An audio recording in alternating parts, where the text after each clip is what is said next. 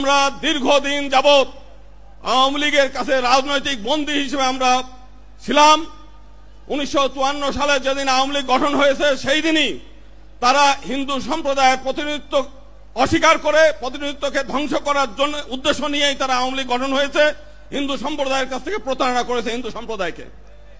একই সঙ্গে আমরা আরেকটা বৃহৎ দল দেখেছি যারা দীর্ঘদিন এই দেশে শাসন করেছে, তারা হিন্দু সম্প্রদায়কে প্রতারণা করেছে, নেগলেক্ট করেছে এবং ক্ষতিগ্রস্ত করেছে।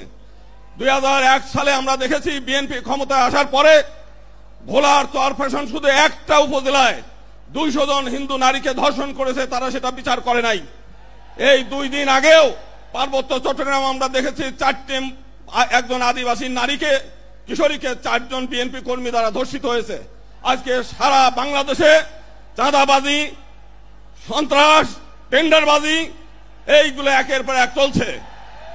আজকে সমগ্র বাংলাদেশের মানুষ আপনারা এখানে এসেছেন জামাতে ইসলামের ডাকে। জামাতে ইসলাম শুধুমাত্র একটা রাজনৈতিক দল নয়, এটা একটা ইউনিভার্সাল ইউনিভার্সিটি। আপনারা এখানে আসেন, শিক্ষা লাভ করেন, নীতি শিক্ষা নেন, আদর্শ শিক্ষা নেন এবং কিভাবে ধর্ম অনুযায়ী দেশ নিজের জীবন পরিচালনা করা যায় এবং দেশ পরিচালনা করা যায় আপনারা সেই শিক্ষা লাভ করেন। আজকে রাত ভরে এখানে জেগে আছেন, আপনাদের এই আশাটা ব্যর্থ হবে না। যদি রাজনৈতিক ক্ষমতা আপনাদের নাও থাকে, আপনাদের জীবন ধন্য হয়ে গেল শুধুমাত্র এই জামাতে ইসলামে অংশগ্রহণ করার কারণে। আমরা আগামী দিনে আমরা বলতে চাই, একবার ফ্যাসিবাদ বিদায় হয়েছে, আবার কোনোদিন আমরা এই ফ্যাসিবাদ চাই না।